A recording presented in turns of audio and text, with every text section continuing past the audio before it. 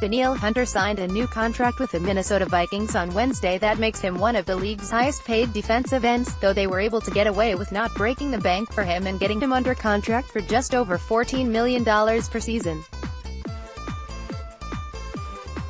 The front office deserves credit for that alone, as he easily could have netted an extra $4 million on the open market next offseason, but it points to a larger market play for the franchise. General manager Rick Spiel has been busy the last few seasons pulling strings to try and lock down a core group of players after developing them throughout the duration of their rookie contracts. The Vikings have an ownership group in the Wilf family that is always ready to spend and wants the team to have the best of everything, as evidenced by all of the big deals given out recently as well as opening 2 state-of-the-art facilities in the last few years in U.S. Bank Stadium and TCO Performance Center. There are franchises in the league that have drafted as well as the Vikings have but elect to let their young talent walk, a la Mike Zimmer's former employer in the Cincinnati Bengals to use one example. That is not a problem in the Twin Cities. What the Vikings have done, and what they still seek to do with a few more players needing deals in wide receiver Stephon Diggs and linebacker Anthony Barr, is locked on a talented core of players that keeps the window this team has to contend for championships wide open. Right now, things have the look of a 3-year time frame that could be the team's best chance to win its elusive first Super Bowl.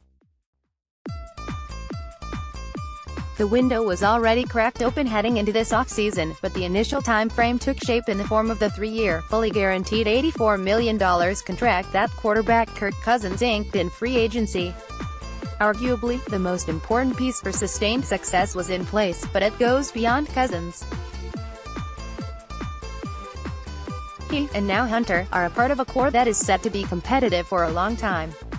Cousins, Hunter, defensive end Everson Griffin, defensive tackle Linval Joseph, cornerback Xavier Rhodes, safety Harrison Smith, linebacker Eric Kendricks, wide receiver Adam Thielen and running back Dalvin Cook are among the key players under contract through at least the 2020 campaign as of now.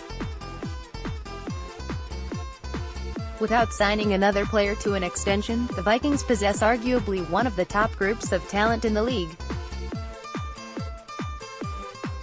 A handful of those guys still likely have another big contract coming after their current deals expire, so their presence could help prolong the contending window.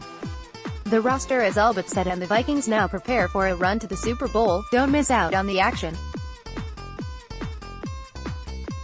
Sign up for our free newsletter today. The 2018 is not Super Bowl or bust for the organization, but it is the continuation of a process that has anything less than a championship being a disappointment. That is a daunting place to be, but there are several franchises across the league that would love to find themselves in that position. There are not many teams that have done a better job of scouting, developing and retaining talent in the last few years.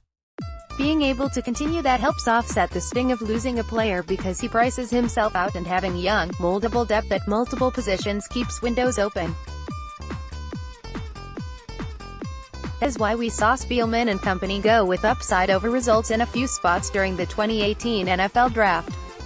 Still, coming off of an NFC Championship game appearance and having an offseason that saw the team improve in more than a select few key spots should be enough to give fans the peace of mind to know the Vikings are going to be in the hunt for a while here, barring something catastrophic happening, which they are no doubt used to seeing, as well.